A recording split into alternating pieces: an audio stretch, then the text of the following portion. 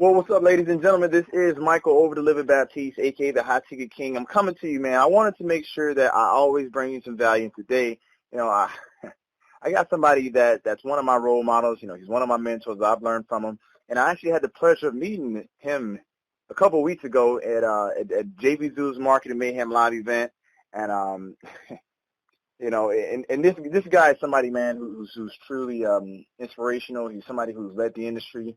And somebody who's really dominated the world of online marketing for several years. And it's really, truly a pleasure for me to bring to you and introduce Mr. Joel Comm. Joel, how are you, brother? I'm feeling great, man. Thanks for having me.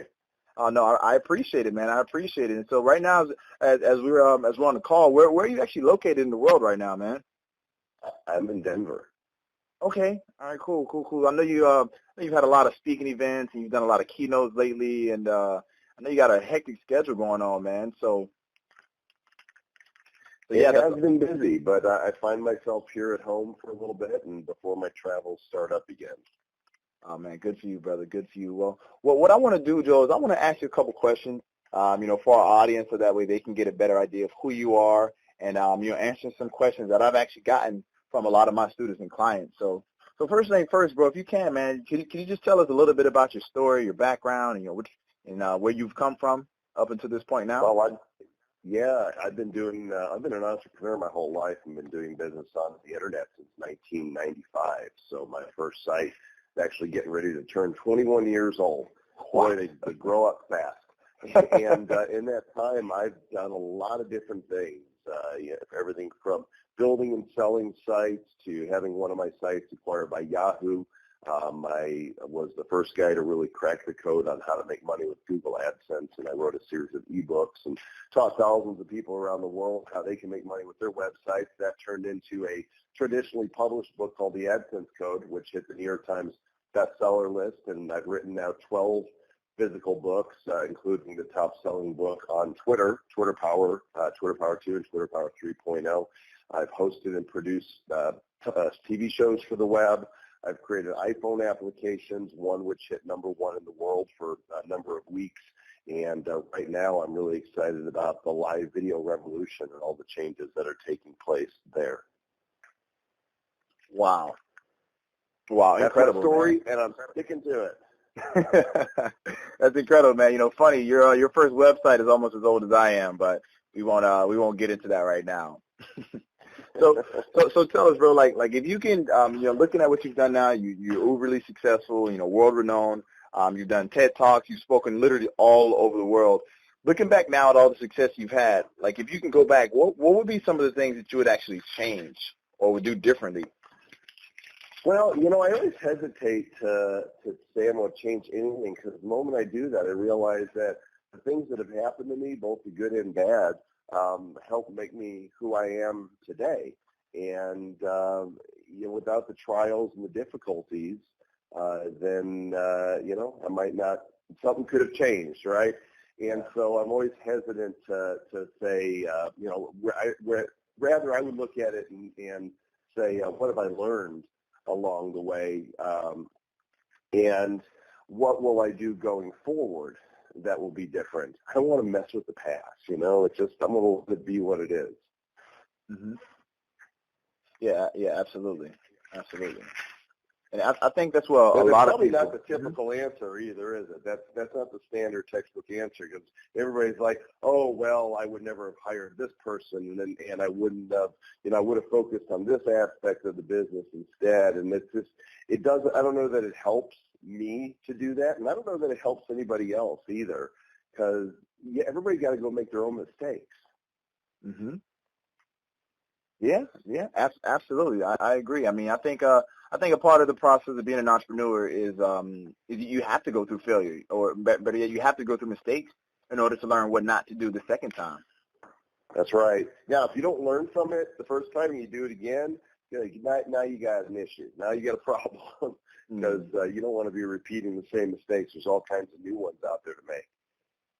Yes, absolutely. So what would you say was some of the biggest mistakes that you've made that you've actually taken the biggest lessons from? Bad hires, hiring people because I really wanted to have, there's things I didn't want to do and I really wanted to not do them, so I hired probably the wrong people to be in several key positions that actually, initially it felt like stuff was getting done right, but turned out that, those were actually mistakes. I think also not having a little more focus, getting in on projects that I might not have been truly passionate about, but I was chasing the dollar. And those rarely work out well because if you don't have passion behind what you're doing, then odds are you're not going to have the follow-through to really make it happen. So that's why I try to focus on doing things, only the things that I really am intrigued by, that I'll have fun doing, that make me feel creative. And often those are not the largest revenue-generating things, but they offer me a quality of life which is worth more to me than the money. You mentioned something very, very, very briefly about focus and how, focus and passion, they kind of go hand in hand. For a lot of people listening to this actual interview right now, some people are extremely successful and some people are just getting started. For you, how important would you say, for any marketer at any level and any entrepreneur, how important would you say focus and passion are in going after the dream of building a successful business?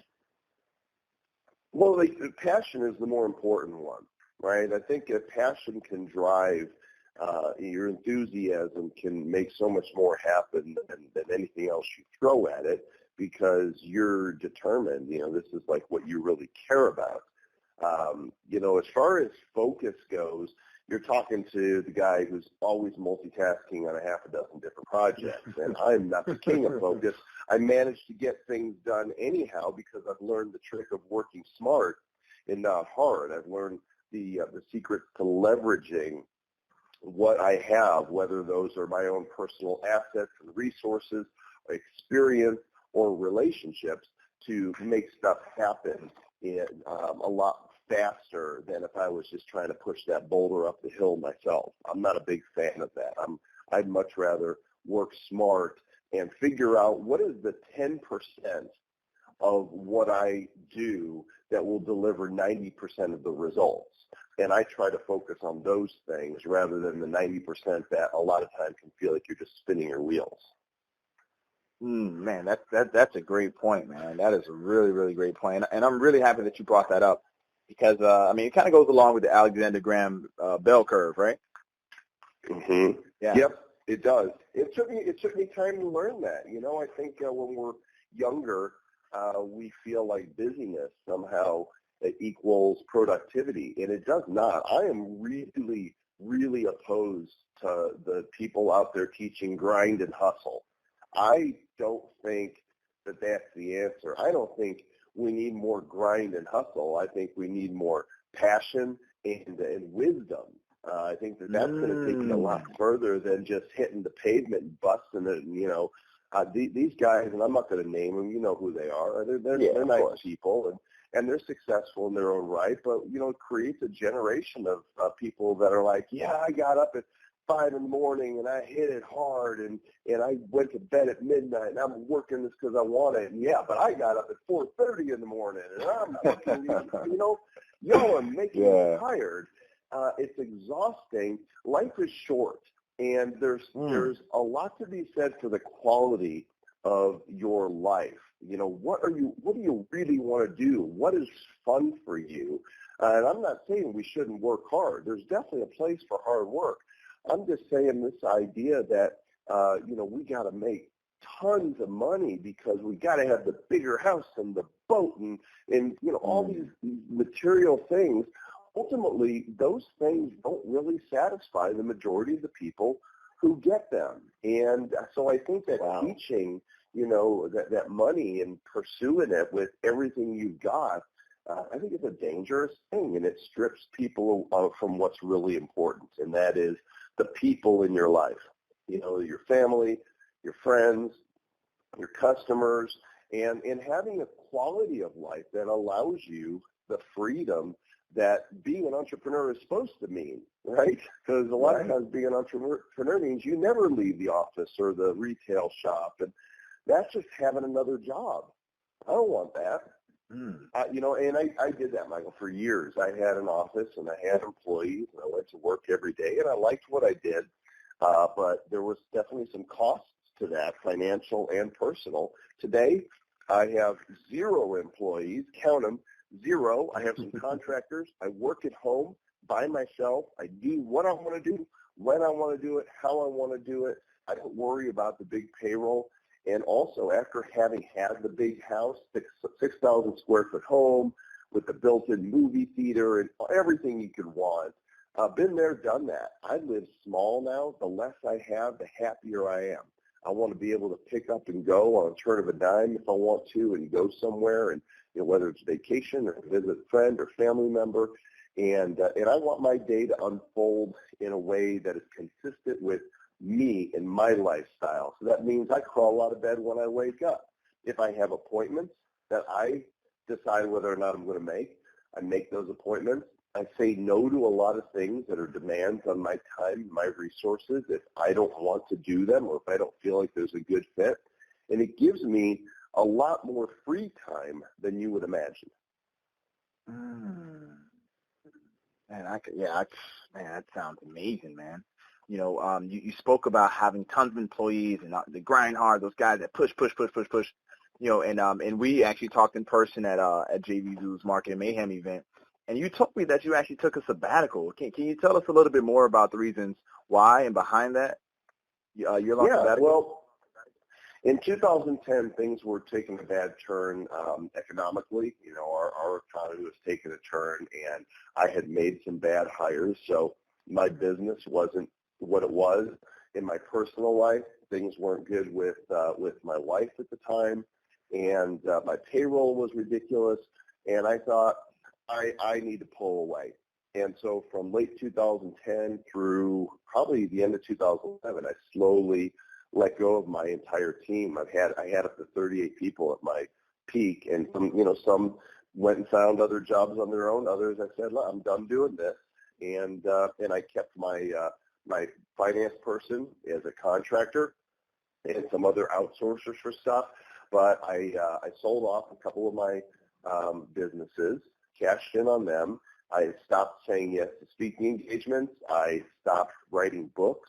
And I was on social media, but I really just kind of work-wise went under the radar.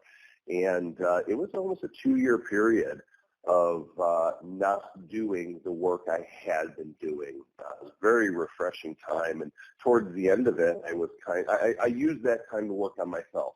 Physically, I lost a bunch of weight. Emotionally, I lost a lot of baggage. Spiritually, I find myself connecting with God in a way that I hadn't in a long time.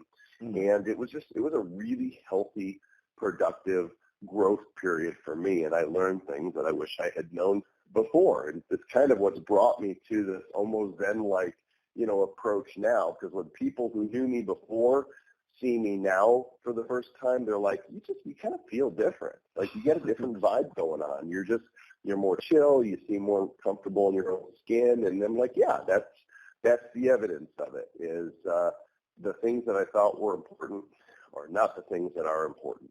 And during the sabbatical, semi-sabbatical I call it, because I did work a little bit, I was getting bored, but I wasn't ready to get back to work as I knew it yet.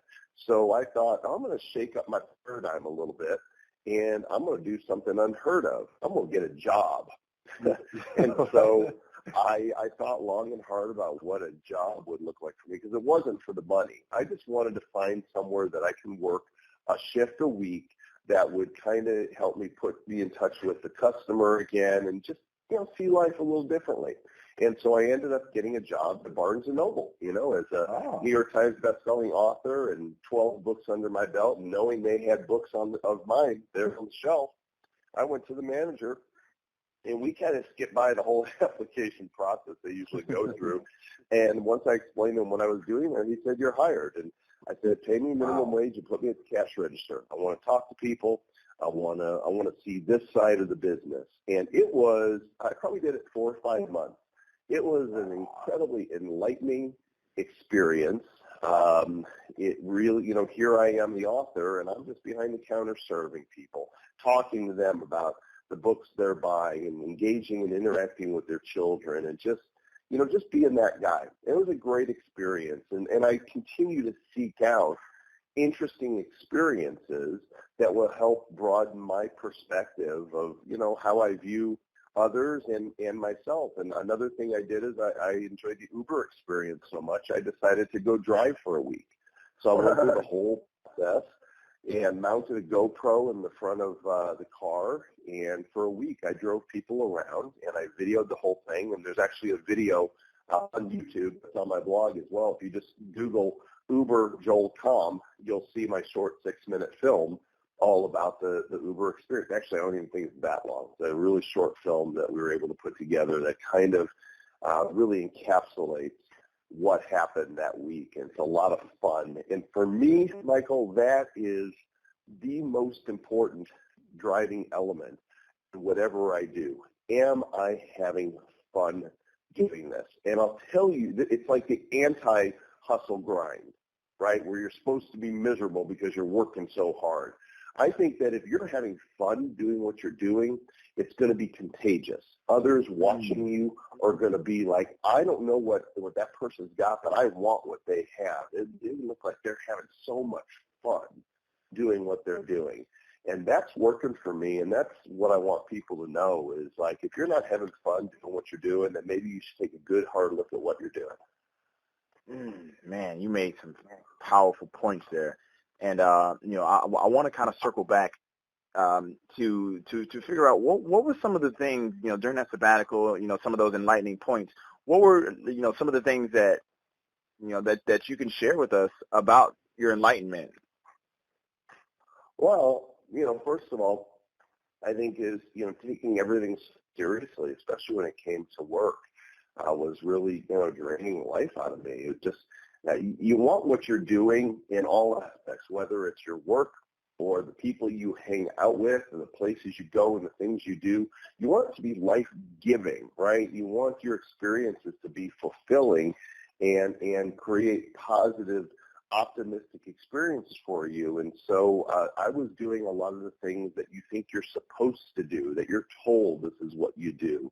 And it turns out that a lot of those rules aren't really rules. They're kind of dictates that, came from parents or teachers or society or from our, our own warped way of looking at things.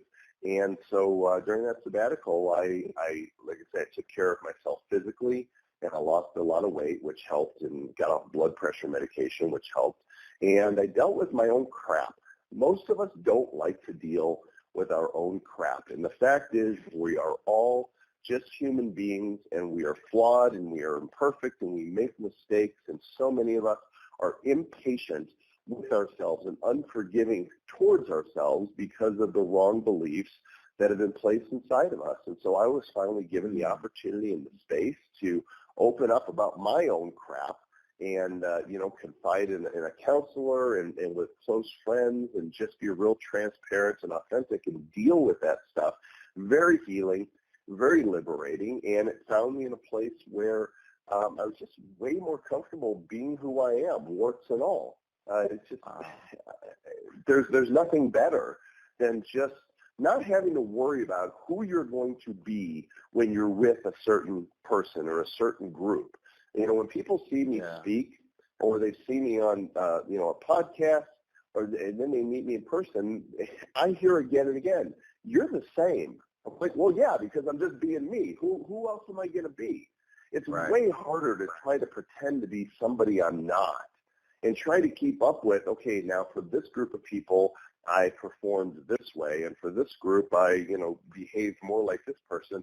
No, I just show up as me, as authentically as I can, and it's not perfect, but it's the best I can do. And being you really shouldn't take effort.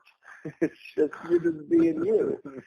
And so for me, it's the greatest compliment when people, see me speak after they've heard me, on a podcast or see me on a video or read my writing, and like, yeah, that's just Joel. There's no fluff here. It's just, this is who the guy is. And I think the more we can show up as our authentic selves, the more comfortable we're going to be with ourselves, and the people around us are going to be more comfortable, and I think we're going to be more successful, because in being ourselves, it allows our own passions to surface. And our skills and our talents and our abilities and our personality to shine, and we spend less effort wondering what people think of us, and more time just being. And that's ultimately what we are, Michael. We're human beings, not human doings. Right. So the sooner we learn to be and to accept that this is who we are and this is all we've got, I think the more impactful we're going to be in all areas of our life. Man, that is powerful, man. And Joe, listen, I got a few more questions here as we begin to wrap up. But one question, for our audience out there, everybody's listening, everybody's really excited. I'm really excited. I'm over here just like, I'm ready to go get to work after this. What are just two keys that you think are really important when it comes to becoming a successful entrepreneur? Two keys. Well, first of all, you got to make sure, for me, that you're not in it for the money, right? That what you're in it for is to provide value to others. Because ultimately, we're not in the business of selling products or services. I know that's going to come as a real shocker, and you're probably going, what? No, none of us are in the business of selling products or services. We are in the business of serving other people. And the vehicle that we use to serve those people is through our products and our services. And it's the value we bring to those through what we do. But ultimately, without people to buy what we use, what we offer, we don't have a business. You don't have a customer base that wants what you have. You've got nothing. So, tapping into the value that you have and understanding that when you seek to bring value first, that's where people connect with you, and that's where a business is built out of. It's not about your gadget or what they get for being at your place for an hour. It's not at all. It's about people and how you deliver value to them. Absolutely. And so as we wrap up, where can our listeners actually find more information about you and check out some of the amazing things you have to offer? Well, I'm really fortunate. I'm the only Joel Comm in the world, to my knowledge. So I'm the easiest guy to find, and my last name is spelled C-O-M-M. So if you Google Joel Comm, you'll find my Wikipedia page, my blog, my Amazon author page, sites, my Facebook, Twitter, LinkedIn, YouTube, Snapchat, everywhere. So feel free to connect with me on any of those platforms, and that would be great. Excellent. And Joe, just before we wrap up, the last question: what final words of wisdom or tips or advice can you leave with our audience today? Just be yourself. Go out there, do good stuff, and seek to do good in everything you do, and trust the process. Excellent. Well, listen, Joel, thank you so much for your time. I appreciate it, my brother, and I'm sure that our audience does as well. And yeah, we're gonna wrap this call up. Sounds great. Thanks so much. Excellent. Thanks a lot for listening, everybody. Make sure you check out Joel, and we will see you again very soon. Take care. Bye-bye.